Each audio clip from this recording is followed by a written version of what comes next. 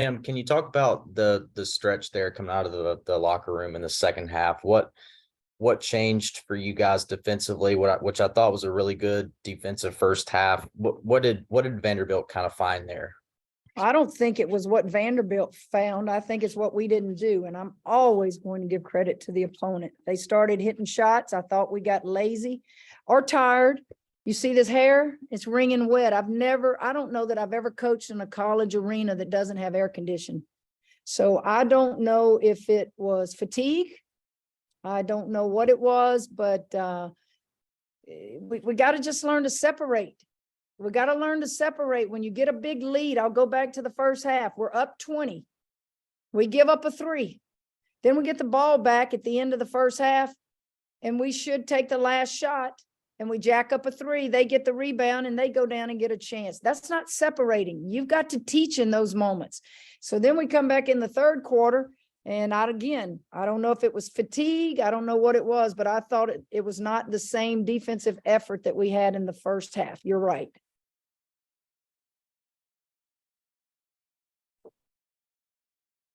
Coach, I kind of thought you're going to come on and say you were pleased with the more intensity and more effort, but obviously you're demanding a little more this time of year. Would that be the case? No, let me say I am pleased in the first half. In the first half, outstanding. Talking, communicating, helping the helper, helping recover, just a lot of great things in the first half. And then you come out in the third quarter and it's just the opposite. And so either I'm not giving that rah-rah halftime speech that I need to give, or I'm not starting the right people in the third quarter. But just got to keep at it. You got to keep at it because you're so close. You're a turnover away from really separating yourself and extending leads. And we're still not there, but I thought we were better defensively in the first half. Coach, I did want to ask you a little bit about the conditions in the arena. How did that affect things, if at all? We saw y'all had the fans going in timeouts. Well, again, this is my first time to coach in this arena. I knew about the baseline that you had to, your benches are in the baseline. No one told me that they don't have AC here. Did y'all know that?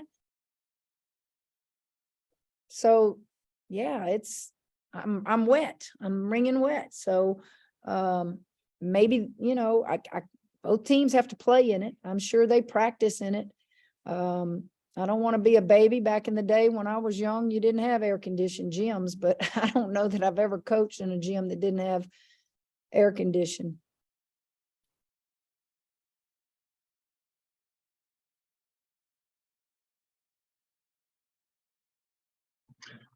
Kim, just if you would, Ladasia Williams played well.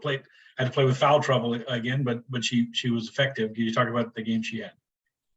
I hate that Ladasia got in foul trouble because I thought she was doing some good things for us at the top where her man was setting the pick, which Ladasia is very good in helping there. She did it good against Arkansas to start the year. She can really, really use her just her maturity and being a senior and understanding cutters and helping the young ones when their man comes off screens up there or they X cut. And then I thought that one foul where Angel blocked it. She was blocking out, didn't realize that it got blocked. And I think Angel got hit in the eye and there was a flagrant. And so that was maybe her fourth foul and it took her, out of the game. And then I was trying to put Samaya in and her nose starts bleeding. And Poa rolled her ankle, came down on a foot. So yeah, Ladasia had almost a double-double tonight and was in foul trouble.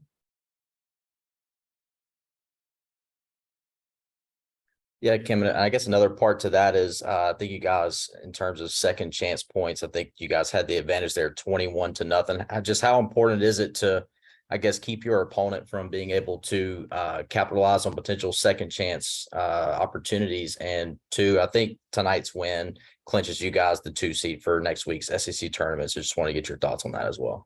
The first part on second chance points, we talked about that at halftime. We talked about it after the Florida game. We talked about separation, the things we got to get back to doing better. Yeah, I don't know that they got a lot of offensive boards that just killed us. They do play hard. I'm so impressed with how Shea has them playing hard and playing with as much confidence as they play with. Their press hurt us a little bit. They started trapping. We got lazy, had those turnovers that keep you from separating yourself again. Yeah, 2 years in a row, finished second in the league behind the national champion. We need to recognize that. I need to recognize that. And someday our goal is to finish as champion. And we have less losses in the league this year. Is that correct? Regardless of what happens with Mississippi State. I think that's good. So yeah, we get to get a bye in the SEC tournament. And our goal is to be SEC champs one day. But if you can't be champs, I guess it's not too bad to finish second. Got time for a couple more questions if we got any more.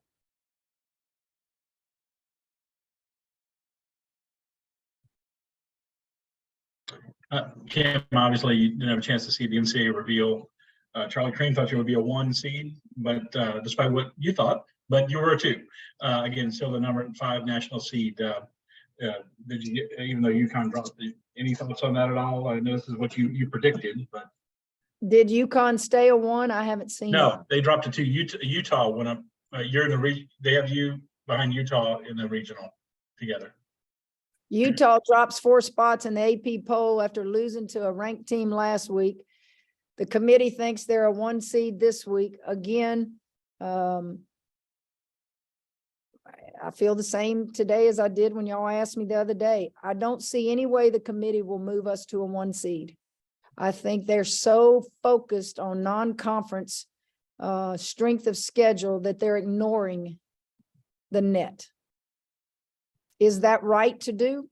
They can justify anything they want to do. I've told y'all that. I've watched it too many years.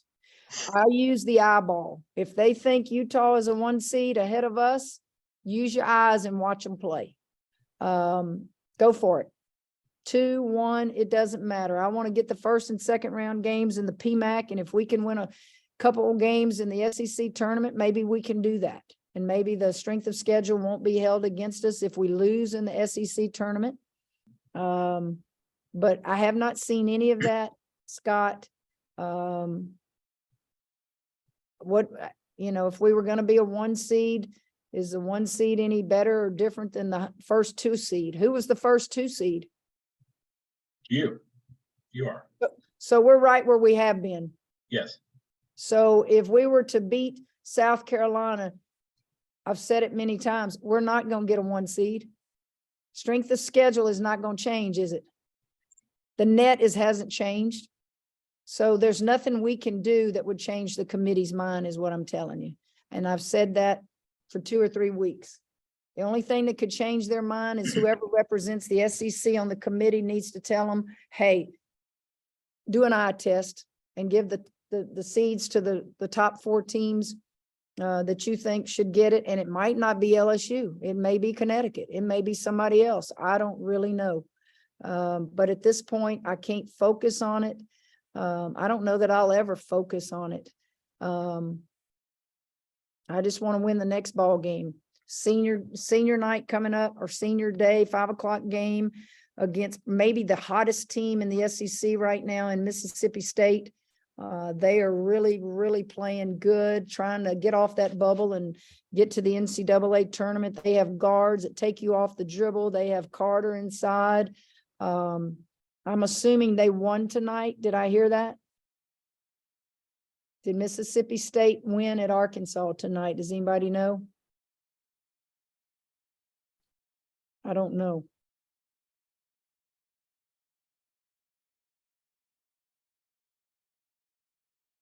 You got time for one more question.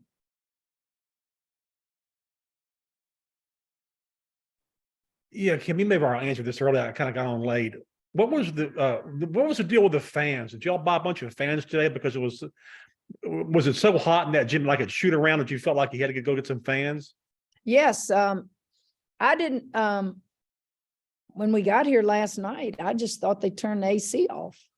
And they're like, no, coach, they don't have AC here. And I said, you gotta be kidding me.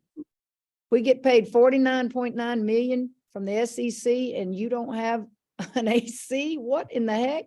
I thought they were playing with me. Come to shoot around today and they still hot. So yeah, my trainer, I guess she did it. I didn't. Had these little fans and every manager was holding a fan on our kids and putting ice behind their neck. Yeah, but I don't know what other schools do, but it was hot. Look at my hair. I'm wringing wet. I'm really wet. But I don't coach at Vandy. They don't give a rip about what I think. It's their school. They can do what they want, but golly, it was hot out there. Thanks. Guys, thank you. Thank y'all.